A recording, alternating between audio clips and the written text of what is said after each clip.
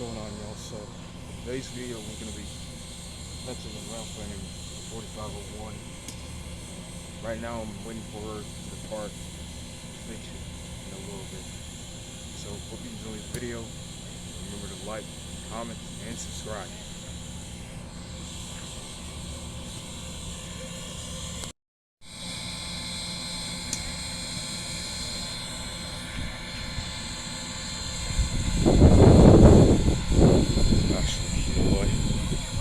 Let's do this.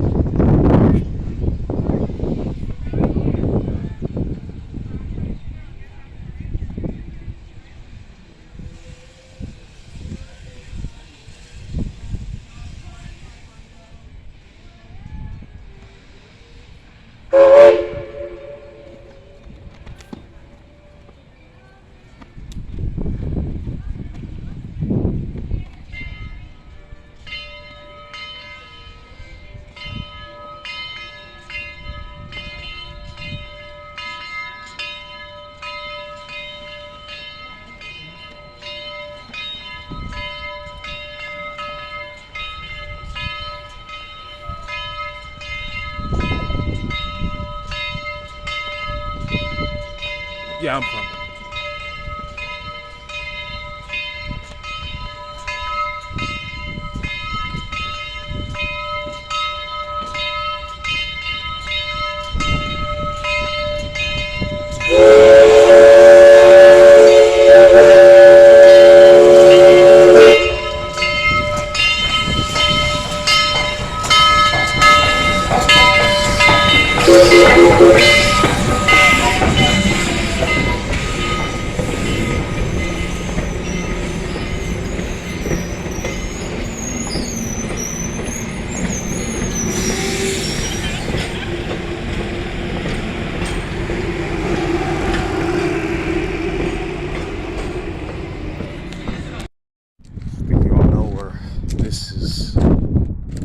TVRM depot where they store all their equipment.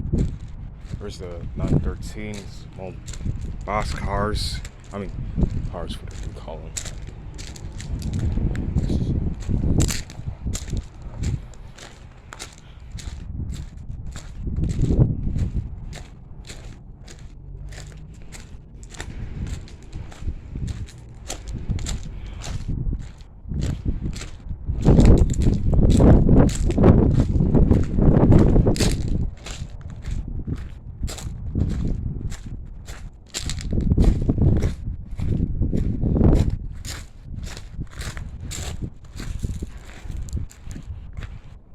Yeah, 8669 is your old.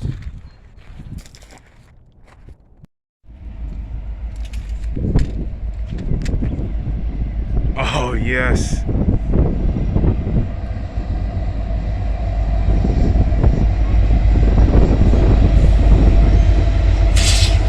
Penn Central.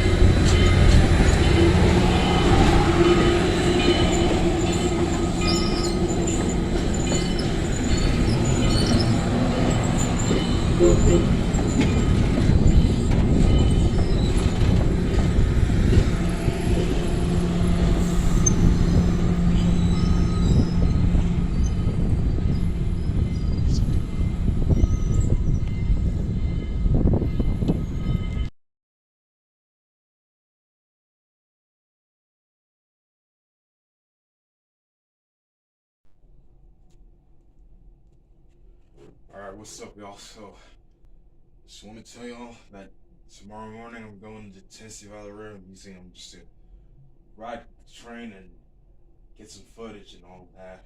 So, we're sure y'all already know that 4501 is going to be running on the Missionary Ridge local, and I already know what I'm going to be like and everything. And I'm just watching the roughman right here, virtual roughman, if you can tell.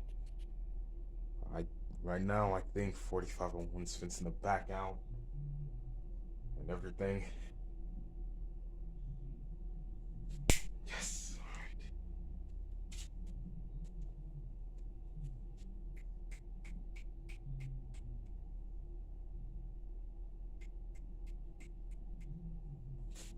It's just a private motor right there.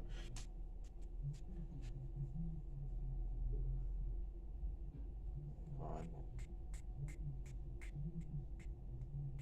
Wait a minute. Alright, here we go. It's backing out.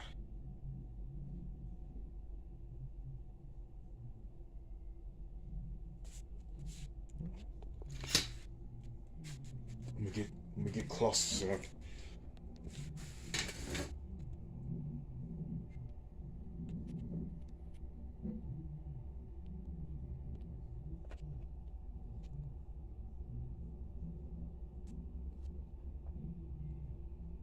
Probably gonna be riding Coach 390 because I wanna see what's like in a combine car.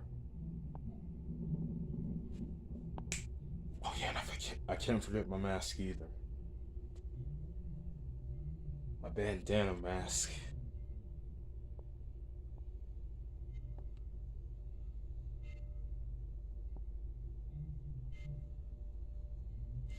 And here she comes, ladies and gentlemen. Southern's first MS class steam locomotive, number 4501.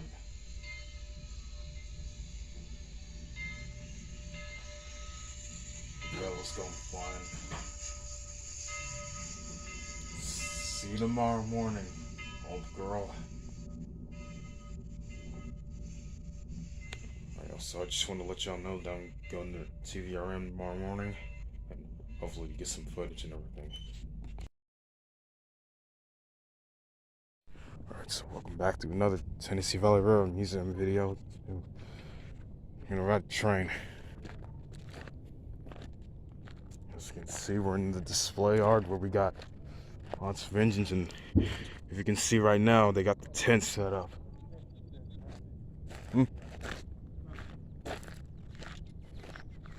There's 857, and there's a bird on there.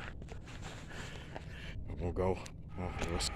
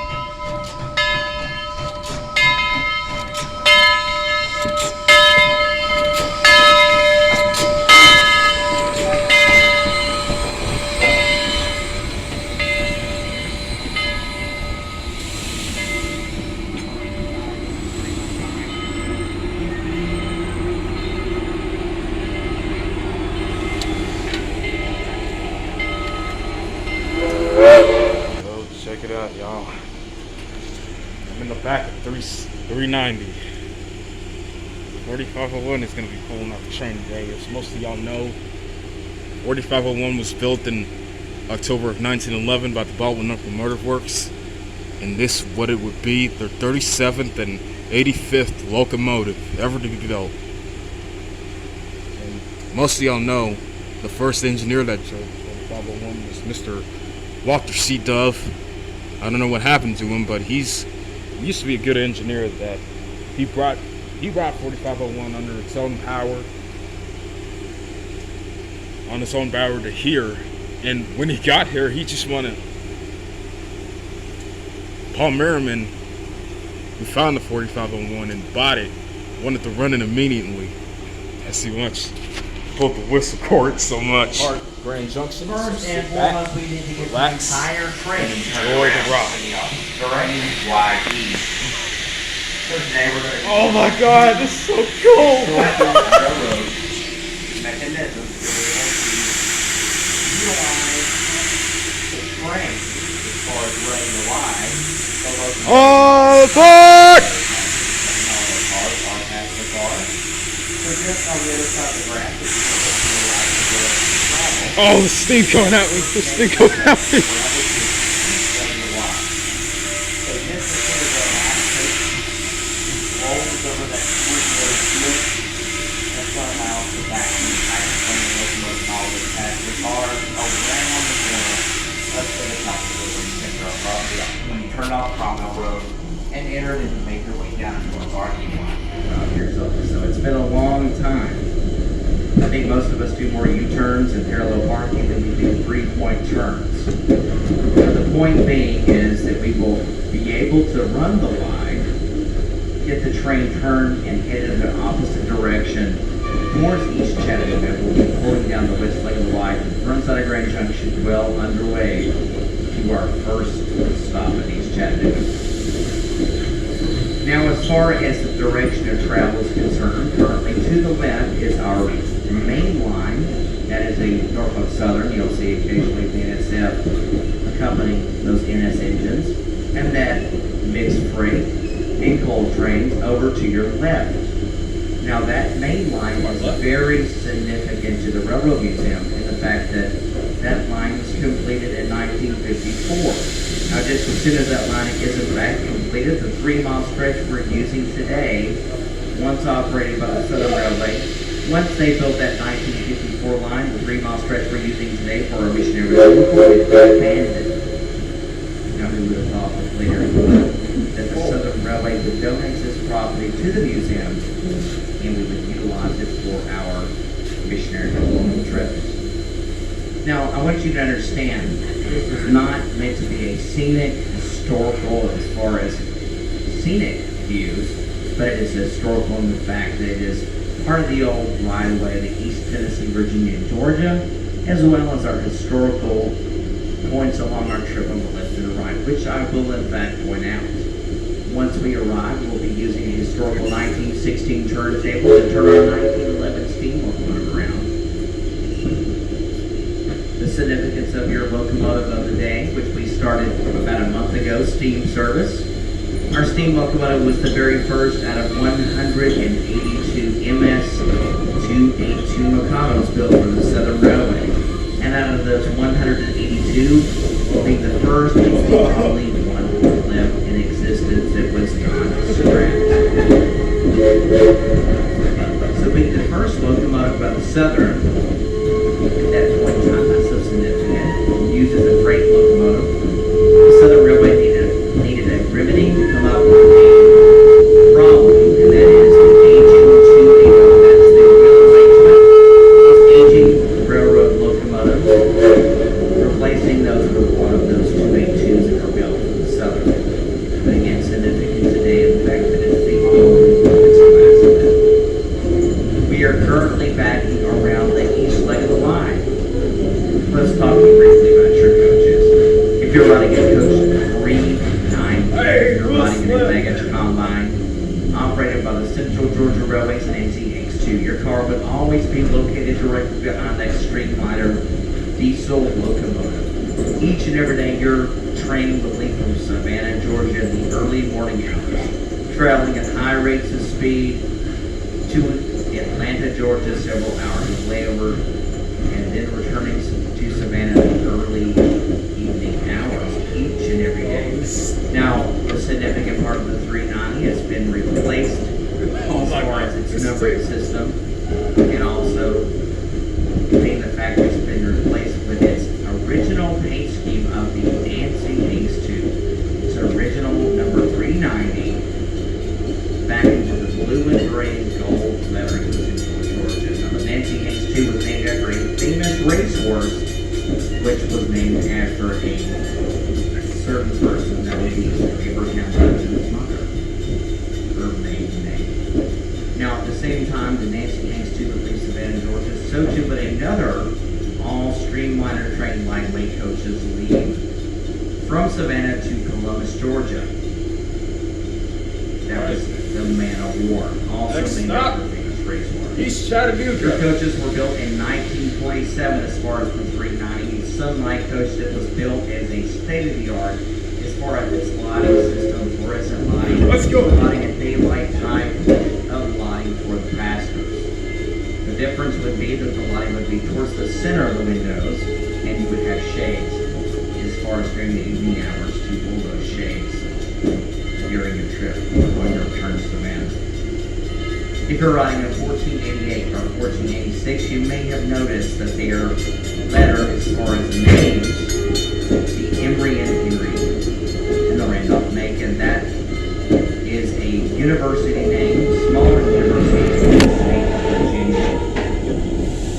After all, they were built for the Norfolk and Western Railroad as 10-6 sleepers, 10 small roomettes, 6 larger bedrooms. Now, when the Pennsylvania Railroad resumed operation of those coaches, they standardized taking their partitions from the sleeping quarters down to larger capacity passenger coaches and later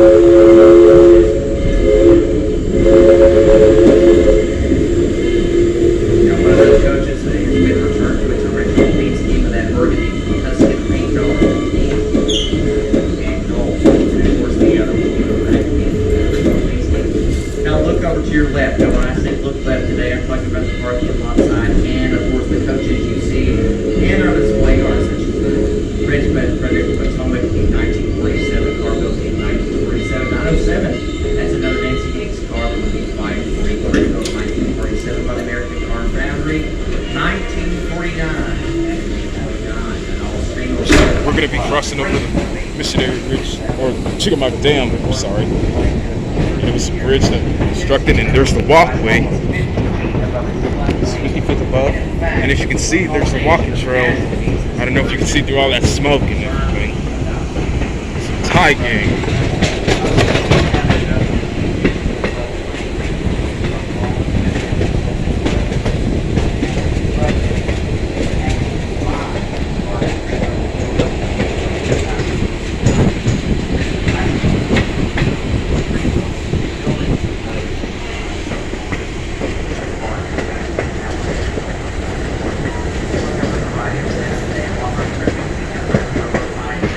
Here, you can see that we're about to cross over Allied Metals, and right there is the CXS transportation where all the cars are being stored. Oh, 4501's letting a blowdown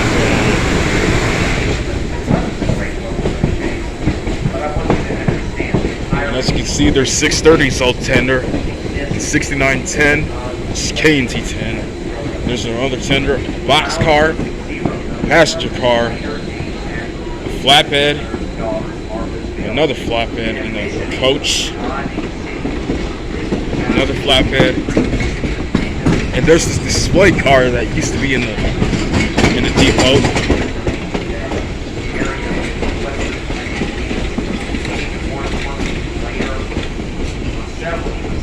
There's 37, there's 3170. And over to your right, you'll see some F3 units. These are tvrm 566, 576, and 578. Our next bridge that we're going to cross over Here's Tunnel Boulevard. Here's Tunnel Boulevard.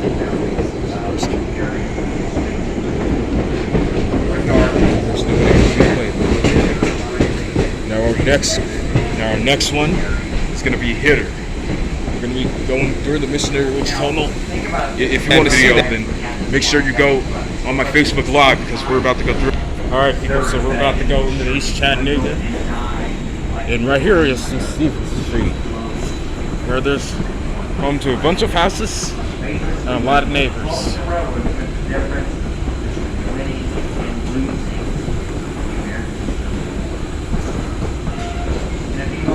And there's the last bridge that we're crossing over.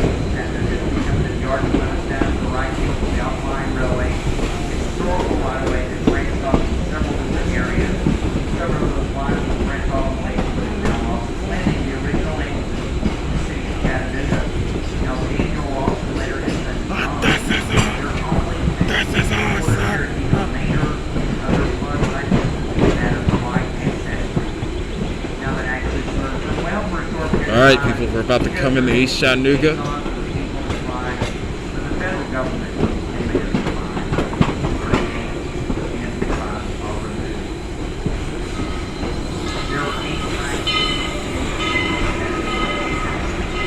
I bet you $1 million Thomas might be here. We're still working on the 832.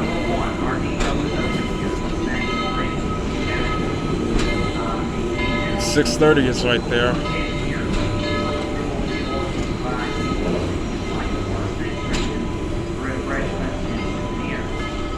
if you would like to see our engine turn around on our 1960 turntable, as soon as you step off the train, you'll need to take a left on the boarding platform. Continue walking alongside the train, past the steam on all the way down to a rope off the area. That is 1%. Please keep your feet on the marked line for your safety. We'll bring the engine on the table to spun around for you in preparation for our return to see the Tennessee Valley Railroad single shots. Well, that will be part 2 or 3 here in Chattanooga, and I'm going to take you over to that facility. Here. This is again not meant to be a scenic historical area. This is meant to be a Yes, 630, 1829, 606.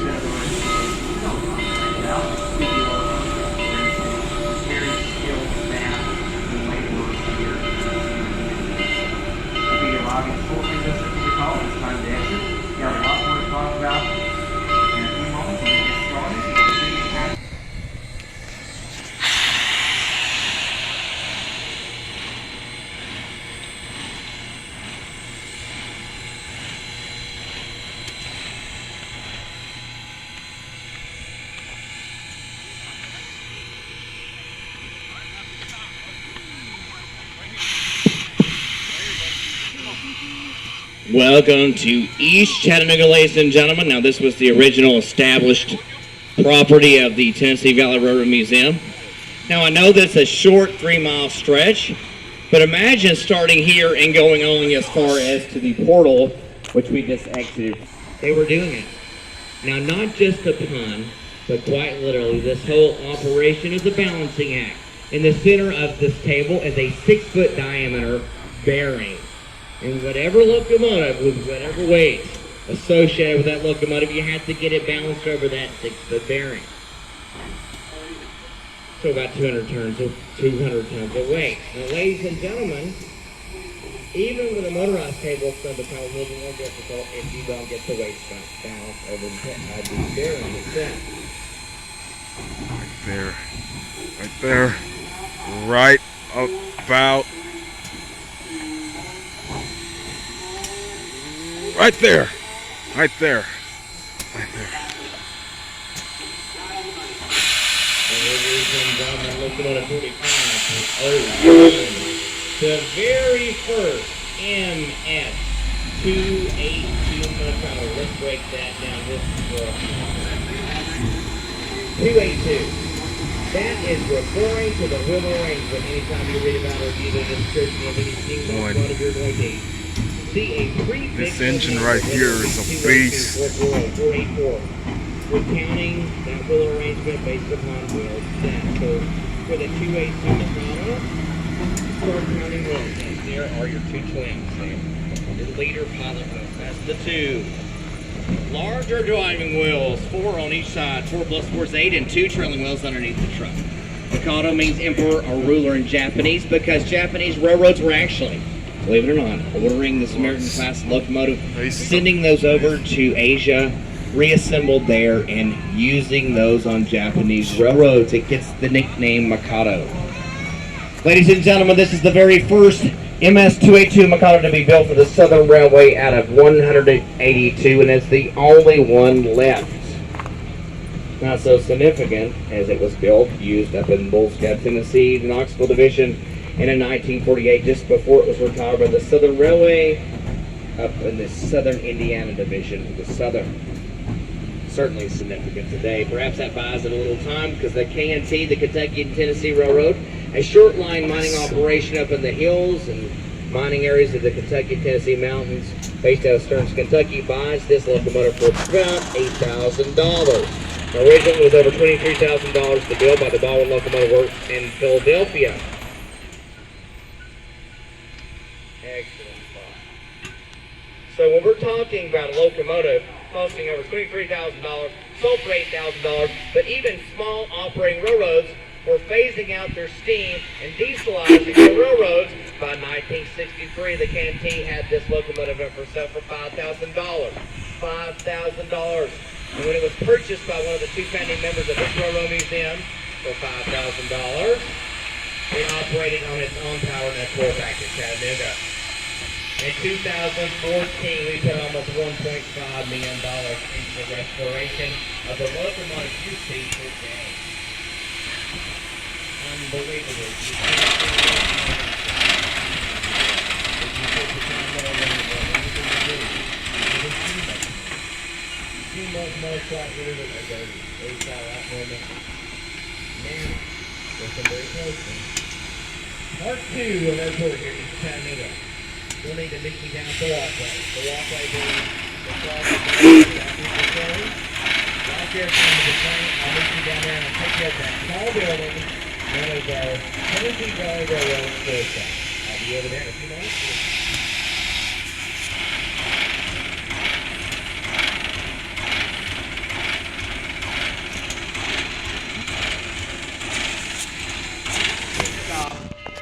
It's not going to be pretty. It's going to be very functional, okay? All right. And usually functional means pretty rough looking, dirty, a lot of mechanical parts, a lot of machinery, okay?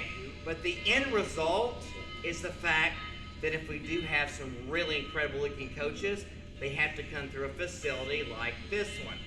Now, all railroads are going to have a building like the one we have here, with a couple exceptions. If we were a large operating railroad, during the days of when railroad passenger service was the main mode of transportation in this country, we would have separate buildings called car shops that would accommodate work on your passenger cars, dining cars, so on and so forth. But as a museum, we do a little bit of everything. Steam, diesel, dining cars, 1924 heavyweight Pullman cars, 1926 cars, executive office cars, a little bit of everything. Now, this is not a true engine shed. Now, a few weeks ago, we thought we were going to use our steam locomotive 4501 during the weekend. Mother Nature had other plans. Now people say, well, steam locomotives operate in cold weather all the time. But the difference is we don't have a staff 24 hours to be able to keep that locomotive hot enough. What happens in your house when the pipes freeze and suddenly it gets a little warmer and expands? You're gonna have a major issue, right? Yes. What do you have working throughout a steam locomotive? Piping, loose, okay? So the same thing. And also, even though we had not completely fired the engine up, we brought it in here. A true engine shed, a facility that would house your engine, steam locomotives specifically, would have a certain ventilation system all the way throughout the building that would suck that smoke up and out. That's not what we have here. Okay? With smoke and sand. It smelled like smoked ribs all weekend. And it wasn't even that hot. It made me very hungry. Yeah, I can smell But it the now. fact of the matter is, this back shop, 7, that is track 7 and 8, lead directly into this building. This is track 8.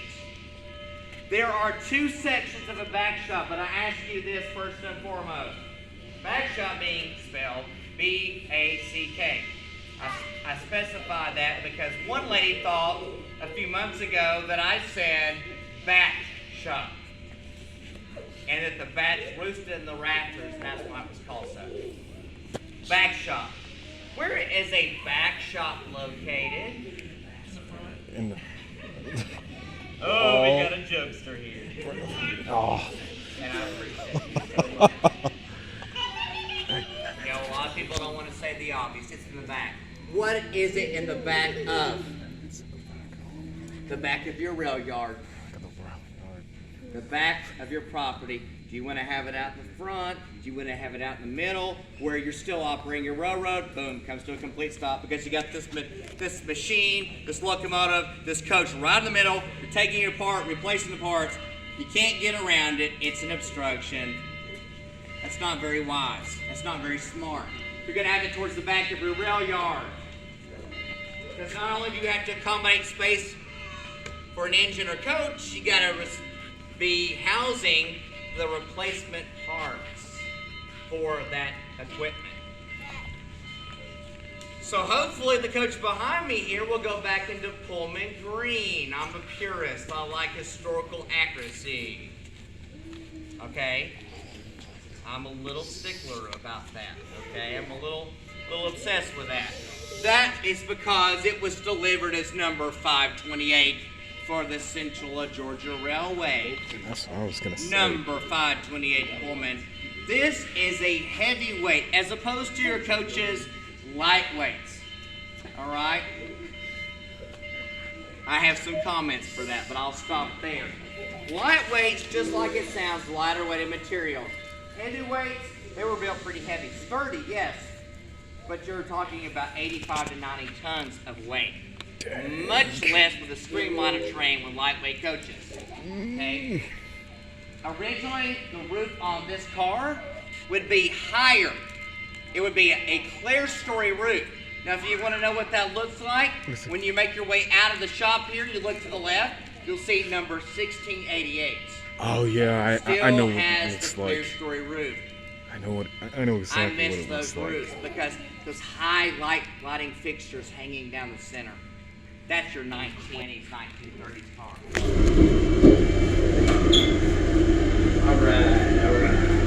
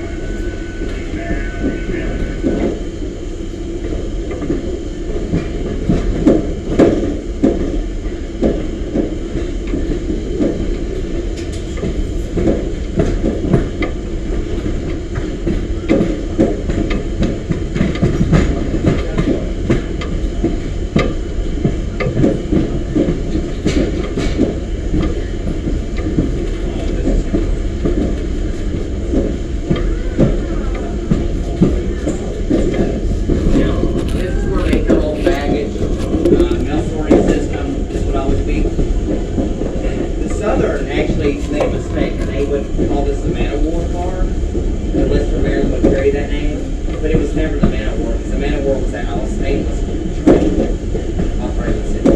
This was a true Nancy Hanks car. This was a true car that would always be behind that streamliner thing. I want you to look up when you get a chance later today. Go to YouTube and look up railroads that look up Central Georgia Railroad, and there will be one part in the middle that will be the Nancy Hanks. You'll see this car right behind the streamliner, the 1940s. I mean, it's moving, and it is so cool. It's the American Car Foundry. I mean, the railroads were booming post World War II. World War II took the railroads out of financial difficulty, and it's terrible, tragic. But the 90% personnel was transported on the rail. My grandpa was transported out of Chattanooga.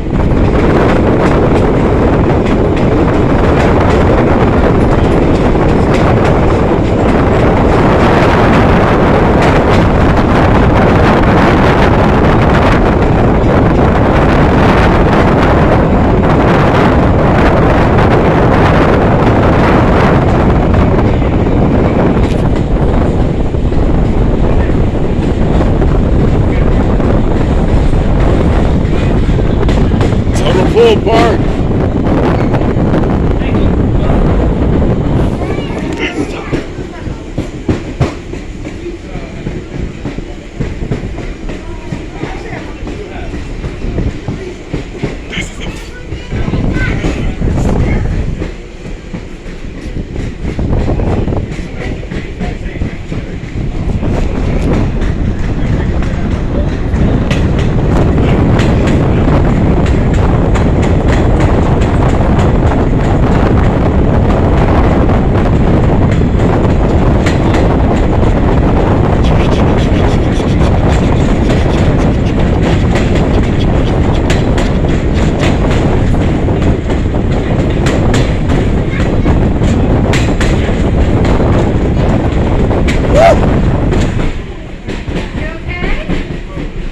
Yeah, I'm fine. Yeah, something got in my eye. I don't know what it was. Yeah, cinders and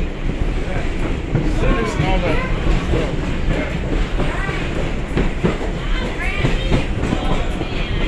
Here, I got you. Here.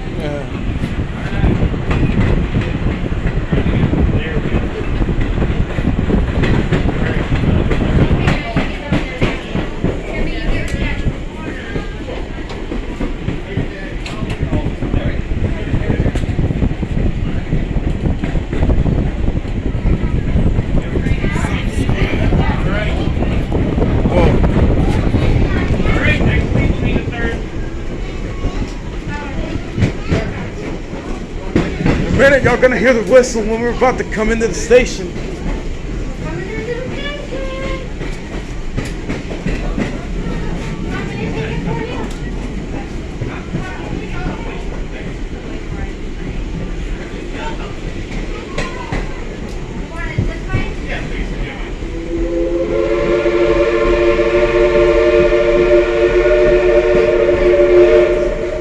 Ah, I just love her whistle. Love that.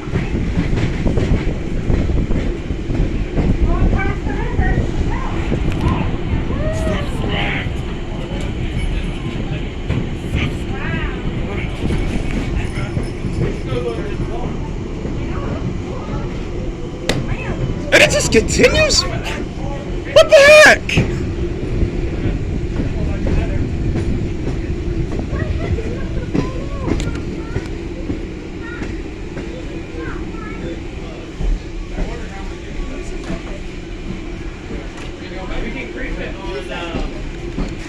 Oh man.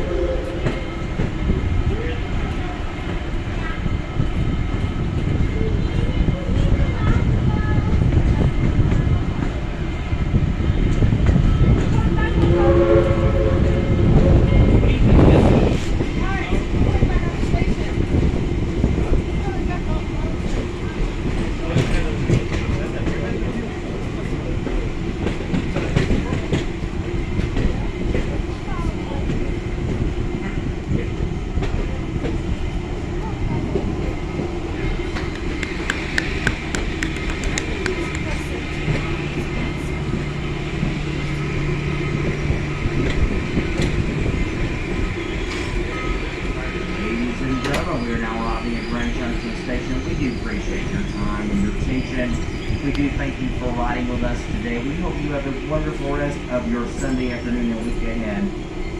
Please come back and see us. Continue to check up on our updates at tvrm or the Facebook page is very specific. Subscribe to the Virtual Road Fan! We do appreciate your time and attention, more of you